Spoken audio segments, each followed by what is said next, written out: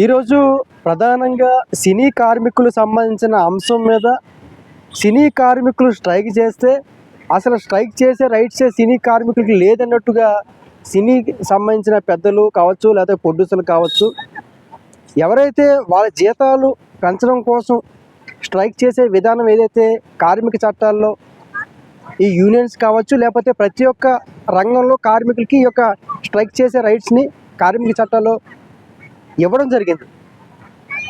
ఈ ఏదైతే మనకి సినీ సంబంధించిన కార్మికులు ఎవరైతే వాళ్ళ జీతాలు గత 3 సంవత్సరాలుగా మాకు పెంచడం లేదు, సంవత్సరానికి 10% ఇంక్రీజ్ చేసుకుంటూ వస్తారు. 3 సంవత్సరాల నుంచి మాకు ఇవ్వలేదు కాబట్టి మాకు 3 సంవత్సరాలకు సంబంధించిన 30% అమౌంట్ ఇంక్రీజ్ చేసి ఇవ్వమని చెప్పి అడగడం జరిగింది. దీని మీద ప్రొడ్యూసర్లు కావచ్చు, లేకపోతే రోజుకు ముగ్గురు ప్రొడ్యూసర్లు వచ్చి ప్రెస్ మీట్ పెట్టి కార్మికులకి వీళ్ళు సరైన స్కిల్స్ లేవు, వీళ్ళకి ఇంకా సాఫ్ట్వేర్ సంబంధించిన జీతాలు ఇస్తున్నాము, అవసరమైతే పాన్ ఇండియా లెవెల్లో వర్కర్స్ని తీసుకొచ్చి ఈ సినిమా ఇండస్ట్రీలో ఏర్పాటు చేస్తాము, అవసరమైతే వీళ్ళని తొలగించి వేరే ప్లేస్లో ఇంకొకరిని పెట్టుకుంటామని చెప్పి ఎవరైతే ఈ యూనియన్ తరఫున ఎవరైతే ప్రశ్నిస్తున్నారో, అదేవిధంగా ఏ కార్మిక వర్గం అయితే ఈ సినీ రంగాన్ని అభివృద్ధి పదంలో నడిపించే ఈ కార్మిక వర్గాన్ని కొంతమంది వాళ్ళని అవమానించేలాగా, వాళ్ళని హేళన చేసే విధంగా ప్రవర్తించడం అనేది చాలా తీవ్రంగా మేము ఖండిస్తున్నాము. గతంలో నేను ట్రేడ్ యూనియన్ లీడర్గా పనిచేయడం జరిగింది, ఎంప్లాయీస్ యూనియన్ జనరల్ సెక్రటరీగా నేను గతంలో కూడా పనిచేయడం జరిగింది.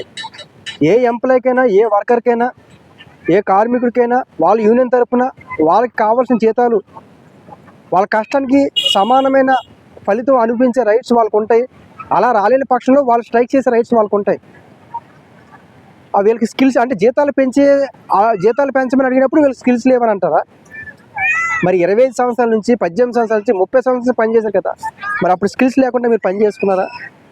కాబట్టి ఏదైతే సినీ సంబంధించిన కార్మిక వర్గం పట్ల వ్యవహరించే విధానం ఏదైతే ఉందో ఇది పూర్తిగా సమాజాన్ని కావచ్చు, లేకపోతే ఈ యొక్క కార్మిక వర్గాన్ని అవమానపరిచే విధంగా వీళ్ళు వ్యవహరించే విధానం చాలా పూర్తిగా తప్పుగా అని మేము భావిస్తున్నాం, మేము ఖండిస్తున్నాం కూడా.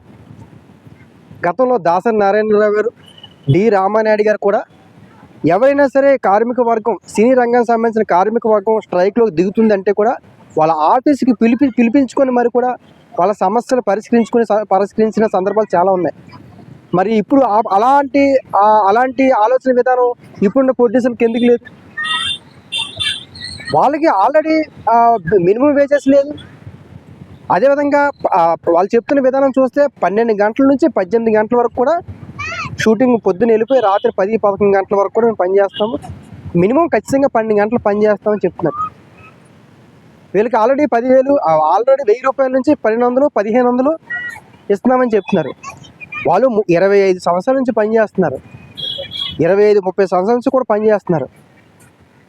ఏదైతే ఈ కార్మిక సంబంధించిన అంశం ఏదైతే ఉందో, ఈ సినీ రంగం సంబంధించిన అంశం ఏదైతే ఉందో, కొంతమందికి స్కిల్డ్ వేజ్గా అంటే కొంతమందికి ఎక్కువ పర్సంటేజ్, మొత్తం 13 యూనియన్లు అంటే డైలీ వేజెస్ ఈ యొక్క సినీ కార్మిక రంగంలో డైలీ వేజెస్ సినీ రంగంలోకి లోపలికి పనిచేసే కార్మికులు ఎవరైతే ఉన్నారో 13 యూనియన్స్ ఉన్నాయి.